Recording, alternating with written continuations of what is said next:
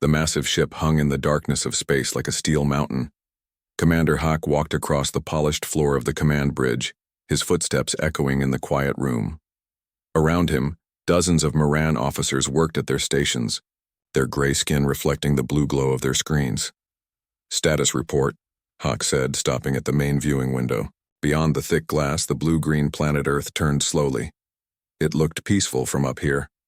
Soon that would change. "All systems normal, Commander," said Officer June, looking up from her console. "The scan is ready to begin whenever you give the order." Hawk nodded. This was his 7th conquest mission for the Moran Empire. Each had followed the same pattern. Find a planet with intelligent life. Scan the creatures for genetic weaknesses. Create a disease that would kill most of them. Then land and take over what remained. It was clean, simple, and effective. "What do we know about these beings?" Hawk asked. Chief Scientist June touched a few buttons on her screen, bringing up images of humans going about their daily lives. The Morans had been watching Earth for 3 months now, staying hidden behind the moon. "They call themselves humans," June explained. "They are not very impressive physically. No natural armor, poor eyesight compared to us, weak muscles. Their only advantage seems to be their large brains, but even those are not used very efficiently." Hawk smiled. This would be an easy conquest. "Begin the scan," he ordered. June pressed a series of buttons on her console. Outside the ship, a dish-shaped device began to glow with green light. It sent invisible waves toward Earth, designed to penetrate every living thing and read their genetic code. "Scan will be complete in 6 hours," June announced. Hawk turned to leave. "Alert me when it's done. I want a full report on their weaknesses right away." In a small laboratory on the other side of the ship, 3 Moran scientists monitored the incoming data. Their job was to analyze the genetic information and find the best way to attack the humans. "Look at this primitive DNA," said Scientist Min, pointing at his screen. "So much useless code. These humans carry around genetic material that does nothing." "It will make our job easier," replied Scientist Doe, nodding. "Simple creatures have simple weaknesses." Their lead researcher, Senior Scientist Yuna, wasn't so sure. She had been studying the initial results with growing concern. "There's something strange about this junk DNA," she said quietly. "It doesn't match the pattern we usually see in evolved species." Min looked over at her screen. "What do you mean?" "In most species, unused genetic material is random, leftover code from evolution. But this..." She pointed to a sequence on her screen. "This looks designed, like someone put it there on purpose." "Impossible," Doe said with a dismissive wave. "Who would do that? And why?" Yuna didn't have an answer. But as more data came in, her unease grew stronger. 4 hours into the scan, alarms began to sound throughout the ship. Commander Hawk rushed back to the bridge. "What's happening?" June was rapidly typing commands into her console, her face tight with worry. "Something is wrong with the scan, Commander. The feedback signal is growing stronger." "Stronger? That's not possible," Hawk snapped. "The scan only sent data one way, from Earth to their ship." Just then, Scientist Yuna burst onto the bridge, her lab coat flapping behind her. "Commander, you need to stop the scan immediately." Hawk turned to her with anger in his eyes. "Explain yourself, Scientist." "The human DNA," Yuna said, breathing hard. "It's not what we thought. There are hidden sequences, dormant genes that are activating in response to our scan." "Activating? What does that mean?" Hawk demanded. Before Yuna could answer, "Officer," Kang called out from his station. "Commander, we're detecting energy spikes all over the planet. They're coming from the humans." The main screen changed to show a map of Earth. Thousands of tiny red dots were appearing, spreading like a rash across the continents. "What are we seeing?" Hawk asked, his voice now quiet with growing dread. "Each dot is a human showing sudden genetic changes," Yuna explained. "The changes appear to be triggered by the exact frequency of our scan. Someone knew we were coming, Commander. Someone prepared these humans for us." Hawk stared at the screen, watching as more and more dots appeared. That's not possible. We've never been to this planet before. No, Yuna agreed. But someone else has. Someone who knew about the Moran Empire and our methods. They left a trap inside human DNA. At that moment, the ship shuddered violently. The lights flickered. "Report!" Hawk shouted. Officer Kang looked up, his face pale. "The scan device has overloaded, Commander. It's been destroyed." June was studying her own readings with growing panic. "That's not all. The humans, they're changing." Hawk turned to the main screen. It now showed live images from Earth's surface. People were stopping in the middle of streets, clutching their heads. Some fell to their knees, but they weren't dying. They were transforming. In one image, a human male caught a falling object with impossible speed. In another, a female's eyes glowed as she stared at a complex machine which began to work, again under her gaze. In a third, a young human somehow disappeared from view despite standing in an open space. "What's happening to them?" Hawk whispered. "The dormant DNA is activating," Yuna said. "It's giving them abilities, enhancements, weapons." "Against us?" Hawk asked, though he already knew the answer. Yuna nodded grimly. "The modifications are specifically designed to counter Miran technology and biology. Our scan has awakened exactly what we came here to destroy." Commander Hawk had conquered 7 worlds for the Moran Empire. He had never known defeat. But as he watched the humans below begin to discover their new powers clearly designed to fight his kind, he felt for the first time the cold grip of fear. "Send a message to the Empire," he ordered. Tell them we need reinforcements. Tell them this is not a simple conquest anymore." June looked up from her station, her face grim. "Communications are down, Commander. Something is blocking our signals." On the screen, more and more humans were changing. Some were looking up at the sky now as if they could sense the Miran ship hiding behind their moon. The hunters had become the hunted. "Prepare for combat," Hawk said quietly. "This will not be the easy victory we expected." Dr. Tae Kim had been working for 16 hours straight at Seoul National University Hospital. As head of the emergency department, he was used to long shifts, but tonight had been unusually busy. He rubbed his tired eyes and reached for his coffee cup. That was when the pain hit him. It started as a dull throb behind his eyes, then quickly spread through his entire head. Tae dropped his cup, barely noticing as it shattered on the floor. He gripped the edge of his desk, knuckles turning white. Just as suddenly as it began, the pain vanished. Tae blinked, feeling strangely alert despite his exhaustion. Something was different. He could see more clearly, as if a fog had lifted from his vision. The medical chart on his desk, which he had been struggling to read moments ago, now appeared in perfect detail. "Dr. Kim, are you okay?" Nurse Bay stood in the doorway, concern on her face. "Yes, I'm fine," Tae said, though he wasn't sure if that was true. "Did you feel that? A headache just now?" "Yes," she said, looking surprised. "It was strange. Very intense, then gone completely." She paused. "But that's not why I came.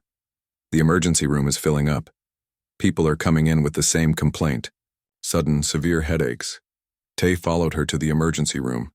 It was chaos. Patients filled every available space, many still holding their heads even though they reported the pain had stopped. "It's happening all over the city," another doctor told him. "Maybe the country. The national emergency system is overwhelmed with calls." Tae moved from patient to patient. None showed any signs of lasting damage. No stroke symptoms, no signs of meningitis. Just the shared experience of sudden pain followed by something else. Many reported feeling different, more aware, more alive. When Tae checked a young woman's eyes with his penlight, he gasped. Her irises had a faint golden shimmer, visible only when the light hit them at certain angles. He quickly checked his own eyes in a small mirror. The same golden shimmer looked back at him. That night, Tay returned to his apartment, his mind racing. The hospital had finally quieted as it became clear that the mysterious headaches weren't causing any serious medical problems. But Tay knew something profound had happened. In his bathroom, he stared at his reflection. The golden shimmer in his eyes was still there. But that wasn't all that had changed. As he reached for his toothbrush, it slipped from the holder and fell. Without thinking, Tay's hand shot out with impossible speed, catching the toothbrush before it hit the sink. He stared at his hand in shock. His movements had been at least twice as fast as normal. He tried it again, deliberately dropping a pen. Again, his hand moved with stunning quickness to catch it. "What's happening to me?" he whispered. His phone rang, startling him. It was his friend Suna, a physics teacher at the local high school. "Tay," she said, her voice excited. "Did you feel it too? The headache?" "Yes," he answered. "And after, have you noticed anything strange?" "Strange?" "Tay, I'm solving equations that I couldn't understand yesterday. Complex physics problems that have stumped scientists for years. I can see the answers now, like they're written in the air in front of me. And my eyes have a golden shimmer." Tay finished for her. "You too?" Suna asked. "What can you do?" "I'm faster. My reflexes, my movements, they've improved dramatically." There was a pause on the line. "Tay, turn on the news. This isn't just happening to us. Across the world, humans were discovering new abilities. In a military base outside of Seoul, Captain Lee watched in amazement as his soldiers demonstrated their new skill. They could communicate without speaking, sharing thoughts across short distances. What had been a well-trained unit yesterday was now a perfectly coordinated team, moving like parts of a single organism. "Sir," one sergeant said, "we can feel each other's presence, even when we can't see each other. It's like we're connected now." On a farm in the countryside, old farmer Song discovered he could sense water deep underground. He walked his drought-stricken fields, pointing out exactly where his sons should dig. Each time they struck water just meters below the surface. "I can feel it flowing," Song told his amazed family. "I can feel the currents moving through the earth." In an elementary school, teacher Han watched in shock as her students began speaking words in languages they had never studied. A 6-year-old boy recited perfect sentences in ancient Greek. A young girl wrote complex symbols that Han later discovered were an extinct writing system from South America. With each passing hour, more abilities emerged. Some people grew stronger. Others found they could see in the dark. Some developed perfect memory, recalling everything they had ever seen or heard. But these changes weren't random. They followed patterns. Military personnel developed tactical abilities. Medical workers gained enhanced healing skills. Engineers suddenly understood technology that had baffled them before. The modifications were like tools or weapons, each suited to the person who received them. By morning, the world was transformed. Government leaders met in emergency sessions. Scientists worked frantically to understand what was happening. Religious leaders called it a miracle or a judgment. Tay found himself summoned to a hastily established research center in Seoul, along with dozens of other doctors, scientists, and people showing particularly strong new abilities. "The changes appear to be genetic in nature," a government scientist explained to the gathered group. "Something has activated dormant sections of human DNA, sections that shouldn't even exist according to our understanding of human evolution." "How is that possible?" Suna asked. She had been brought in after solving a physics problem that had defied solutions for decades. "We don't know," the scientist admitted. "But the activation pattern is strange. It began precisely at 3:27 p.m. yesterday, and it affected everyone simultaneously. Something triggered these changes." Tay thought about this. A trigger from outside? Like what? Before anyone could answer, the doors to the conference room burst open. A military officer rushed in, his face pale. "Turn on the news," he said urgently. "They've spotted something behind the moon." The large screen on the wall flickered to life, showing a news broadcast. The reporter was saying something about astronomical observations, but Tay barely heard her. His attention was fixed on the image beside her, a massive dark shape moving out from behind the moon, heading toward Earth. "First contact," someone whispered in the suddenly quiet room. Tay looked around at the others, noting the golden shimmer in all their eyes. They had been changed, prepared. The timing couldn't be coincidence. "No," he said quietly. "Not first contact. They've been here before. They did this to us." Suna shook her head. "Not to harm us. To help us." She pointed at the alien ship on the screen. "To help us fight them." The room erupted in voices, theories, questions. But deep down, Tay knew Suna was right. The changes weren't random mutations. They were weapons, tools, defenses, all appearing just as an alien ship approached Earth. Humanity had been prepared for this moment, changed from within to face what was coming from above. "They scanned us for weakness," Tay said, his enhanced vision easily picking out details of the alien ship that others couldn't see. "But they found weapons instead." Commander Hawk stood in the center of the command bridge, his face frozen in an expression that none of his crew had seen before. Fear. Around him, his officers worked frantically at their stations, trying to make sense of the data flowing in from Earth. "Report," Hawk demanded, his voice tight. Chief Scientist June looked up from her console, her gray skin pale with stress. "The situation is worse than we thought, Commander. The genetic changes in the humans are not random. They appear to be specifically designed to counter our technology and biology." "That is impossible," Hawk said, but his voice lacked conviction. June shook her head. "The evidence is clear. Some humans have developed enhanced strength that would match our own. Others can now see in wavelengths that only Morans should be able to detect. There are even reports of humans developing immunity to the very pathogens we were planning to use against them." Hawk turned to the main screen, which showed a map of Earth with thousands of glowing points. Each point represented a human with activated abilities. The number was growing by the hour. "How could this happen?" he asked, more to himself than to his officers. Senior Scientist Yuna stepped forward. She had been analyzing the human DNA patterns since the scan had triggered the changes. "Commander, I believe I have found an answer," she said. "There are markers in the human genetic code that do not match their evolutionary pattern. These markers are artificial. They were placed there deliberately." The bridge fell silent as everyone turned to look at her. "Are you saying someone modified these humans?" Hawk asked. Yuna nodded. "Not recently. These modifications are ancient, integrated into their genome thousands of years ago. But they were designed to remain dormant until activated by a very specific trigger." "Our scan," Hawk said, understanding dawning on his face. "Yes," Yuna confirmed. "The modifications were engineered to activate when exposed to the exact frequency used by Moran genetic scanning technology. Someone knew we would come here eventually. Someone prepared these humans for us." Hawk felt a chill run through his body. The Moran Empire had conquered 17 star systems over the past 2 centuries. They had never encountered significant resistance. Their method was perfect.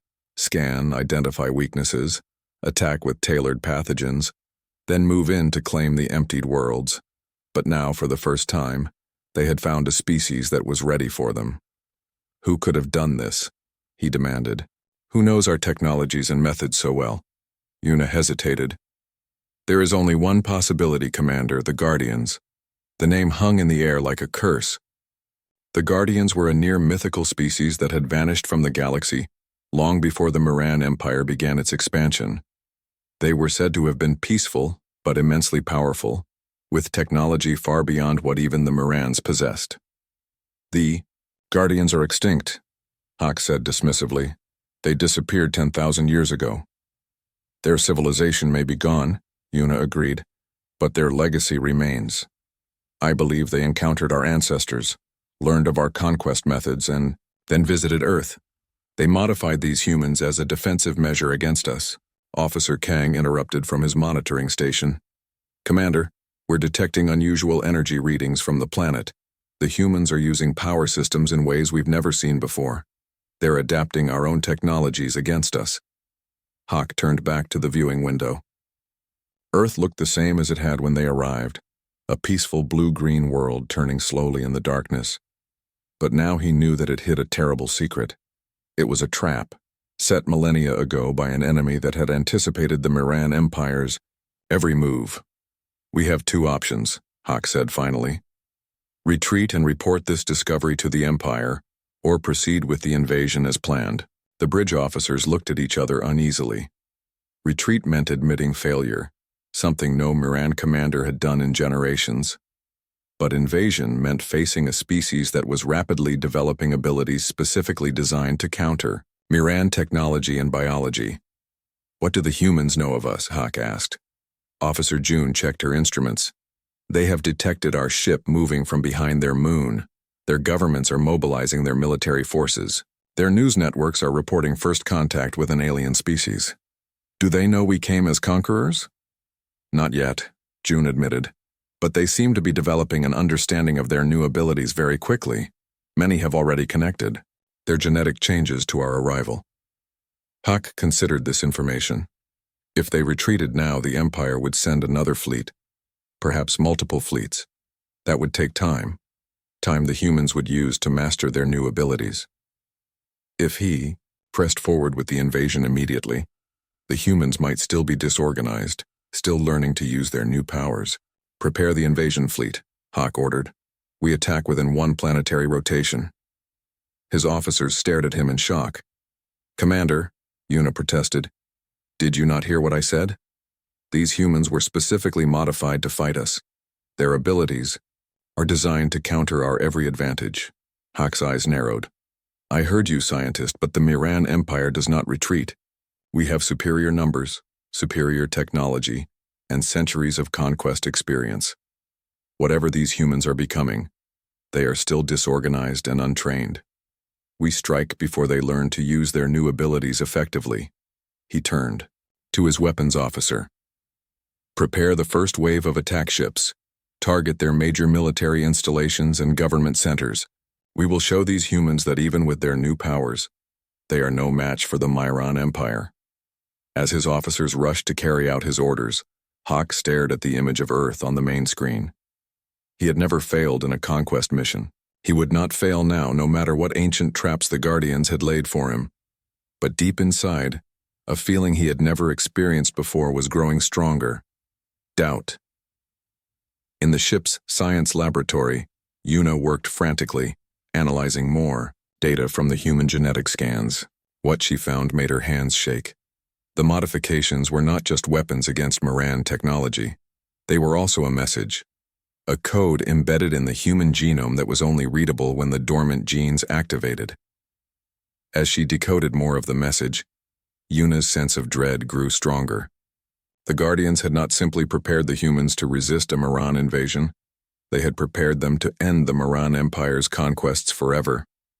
Una looked up at the sound of alarms blaring throughout the ship. The invasion had begun. "Commander," Hawk had made his choice. It would be the Miran Empire's first major miscalculation in centuries of conquest, and possibly its last. Jin had been a computer programmer in Busan for 8 years. He was good at his job, but not exceptional, at least not until 3 days ago. Now he sat in a government facility, surrounded by advanced equipment and nervous officials.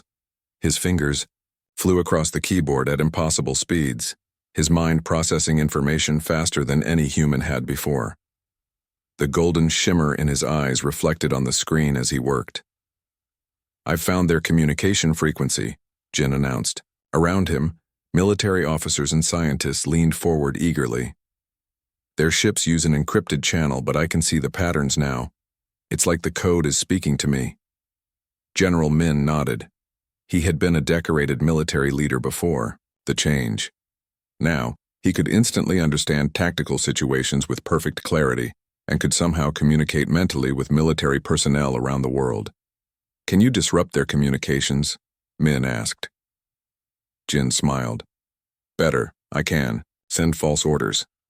Their ships won't know which commands are real and which are coming from us." Meanwhile, at the International Space Station, astronaut Hana made a discovery that shocked her team. After the change, she had found she could survive with minimal oxygen. Curious about the limits of her new ability, she had tested it in the station's airlock. "I can survive in space," she reported over the communication channel. "My skin hardens into some kind of protective shell when exposed to vacuum. I can survive out there for at least 10 minutes with no protection at all." On Earth, General Min processed this information with his enhanced tactical mind. "Hana, are there others on the station with similar abilities?"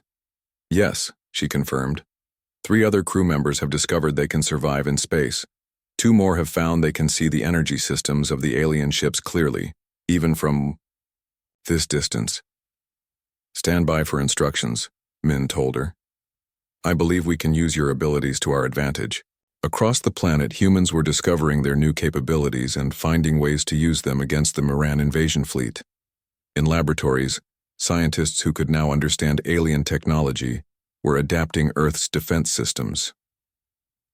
In military bases, soldiers with enhanced strength and reflexes prepared for combat. In hospitals, doctors with new healing abilities treated the injured from the first wave of attacks. The Morans had expected chaos and fear. Instead, they found a coordinated global response. The first Moran attack ships entered Earth's atmosphere at dawn. They were sleek, dark vessels designed to strike quickly and with devastating force. Their targets were military bases, government centers, and power plants, the standard first wave in a Moran conquest. But as the ships descended, something unexpected happened.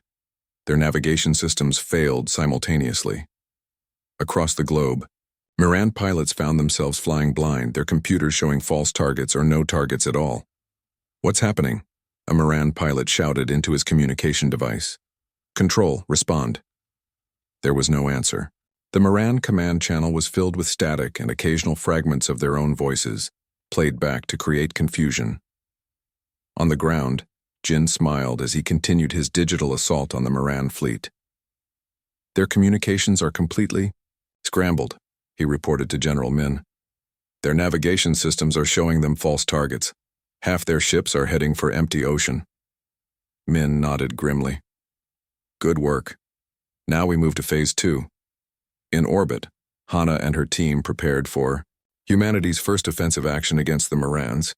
They had left the space station in a small maintenance craft, modified with the help of engineers who could now understand and adapt technology with incredible speed. "We're approaching the target," Hana reported. The target was a Moran cruiser, smaller than the main command ship but still a formidable vessel. "No signs they've detected us yet." Hana and her team wore simple spacesuits, more for carrying tools and communication equipment than for life support. Their new abilities would protect them from the vacuum of space. "Remember the plan," she told her team. "We find their airlock, force it open and disable their engines. Do not engage the crew unless absolutely necessary." As their small craft approached the Moran ship, they saw no reaction. The cruiser continued its orbit, its weapon systems dark. Jin's disruption of their communications and sensors was working perfectly. Hana's team reached the Moran ship and attached their craft to its hull near what they believed was an airlock. Using tools designed by Earth's newly enhanced engineers, they cut through the outer door in minutes. "We're in," Hana reported as her team entered the alien vessel. Inside, they moved quickly through the corridors. The Moran crew was in disarray, trying to restore their communications and navigation systems. Most didn't even notice the human intruders until it was too late. When they reached the engine room, Hana's team member Do, once a nuclear engineer, immediately understood the alien power system. "It's similar to our fusion reactors but more advanced," he said. "I can shut it down safely." Within 20 minutes, the Moran cruiser was dead in space, its engines offline, its weapons disabled. Hana and her team had captured an alien warship, intact. "Phase 2 complete," Hana reported to General Min. "We have control of one Moran cruiser and are accessing their database now." On the ground, the Moran attack was falling apart. The few ships that had managed to land were met by soldiers, with enhanced strength and reflexes. Weapons that should have devastated Earth's military barely slowed them down.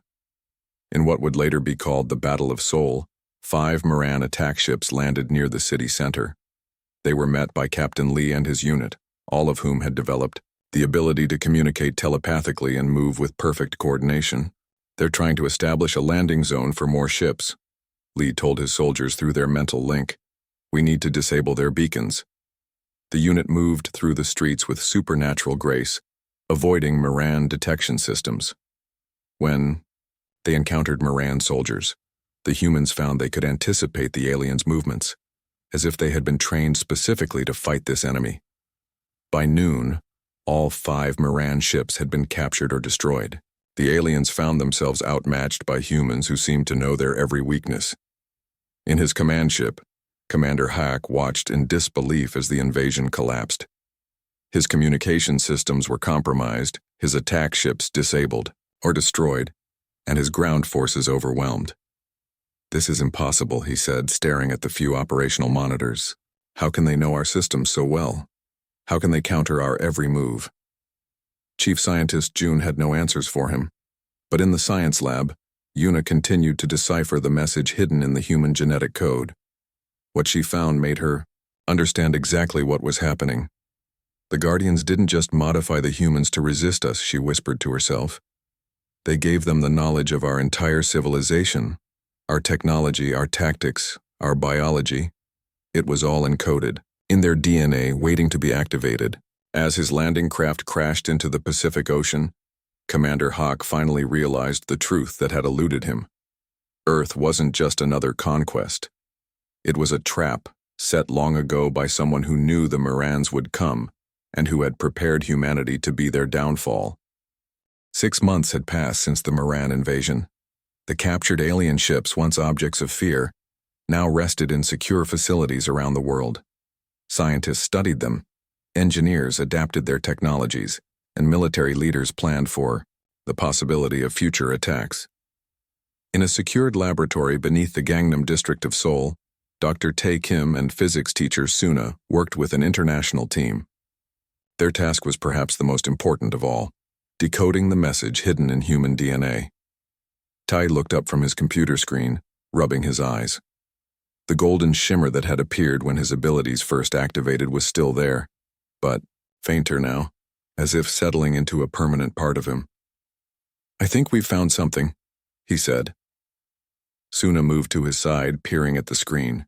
Her enhanced mind quickly processed the complex patterns Tay had identified. Yes, she agreed. This sequence appears in everyone with activated abilities, but it's not coding for proteins or any biological function. It's pure information. There, colleague Jin joined them, his fingers still moving over his own keyboard even as he looked at their screen. Since the invasion, his ability to understand and manipulate computer systems had grown stronger. He had been essential in breaking into the Moran databases captured from their ships. It's similar to how the Morans store information, Jin said, but more elegant, more efficient. I think it's a message from whoever modified our DNA. Tay nodded. The Guardians. That name had become well known in the months since the invasion. From the Moran databases, humanity had learned about the ancient species that had once maintained peace in a large section of the galaxy. The Guardians had vanished thousands of years before, long before humans had even developed agriculture, but they had left their mark on Earth in the most unexpected way, inside human DNA itself. Can we decode it? Suna asked. Not alone, Jin said. The message is fragmented across thousands of individuals. We need to collect genetic samples from people with different activated abilities and combine the information. 2 weeks later, representatives from every nation gathered in the United Nations Assembly Hall in New York. Leaders, scientists, and military commanders filled the seats. On a large screen at the front of the hall, a complex diagram showed the assembled message from human DNA. Tay stood at the podium, facing the gathered leaders of humanity. Beside him, Suna and Jin waited to assist with the presentation. Thank you for coming, Tay began. What we have discovered will change our understanding of our own history and our place in the galaxy. He touched a control and the diagram on the screen changed, becoming a series of images and symbols. This message was hidden in our DNA by a species called the Guardians, approximately 15,000 years ago. It was designed to activate only when exposed to a Miran genetic scan. The message contains 3 parts: a history, a warning, and a map. Tay stepped aside, allowing Suna to take the podium. The history tells us that the Guardians were a peaceful species who explored the galaxy, studying and sometimes helping younger civilizations, she explained. About 30,000 years ago, they encountered the early Miran Empire. They recognized the Miran's aggressive expansion as a threat to other developing species. Suna touched the control, and new images appeared on the screen: star maps, planets, and diagrams of DNA.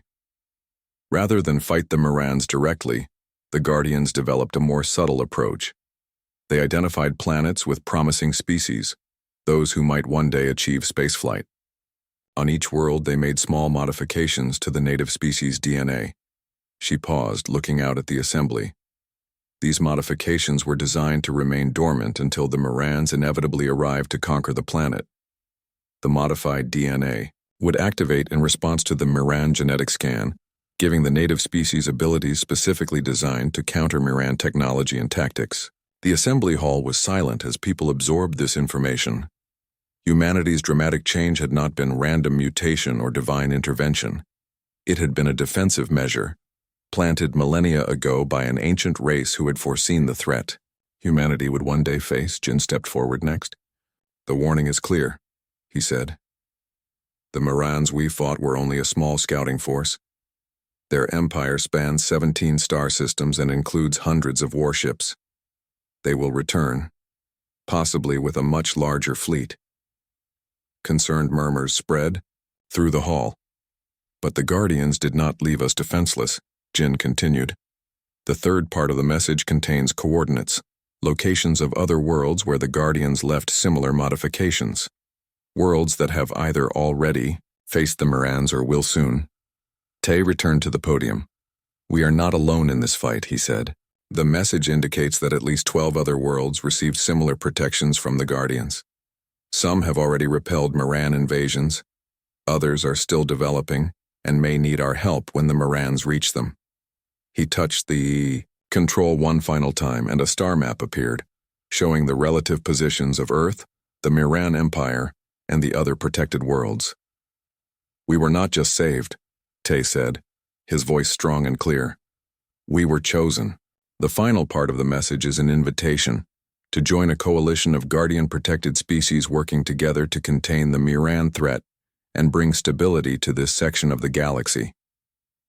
The assembly erupted in discussion. Some leaders argued for isolationism, focusing on protecting Earth alone. Others advocated for immediately seeking out the other protected worlds. Military commanders debated the best use of the captured Miran technology.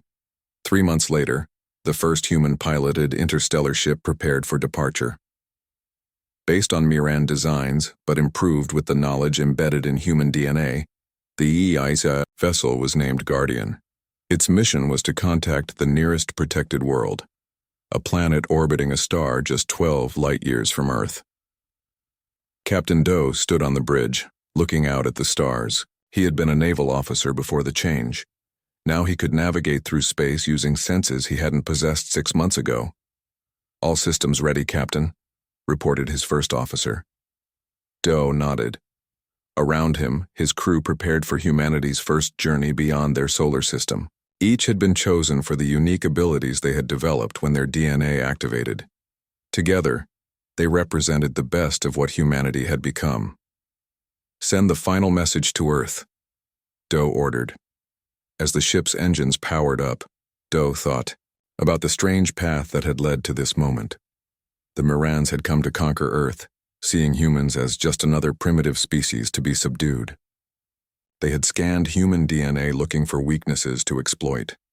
Instead, they had awakened something the Guardians had hidden there thousands of years ago, not just weapons to fight the Mirans, but a greater purpose for humanity among the stars.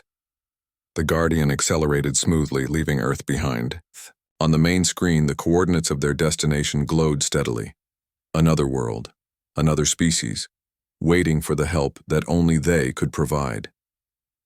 "They came looking for our weaknesses," Doe said to his crew. "Instead, They awakened our strengths. Now we'll do the same for others. The ship surged forward, carrying humanity's newfound purpose into the waiting galaxy. The end.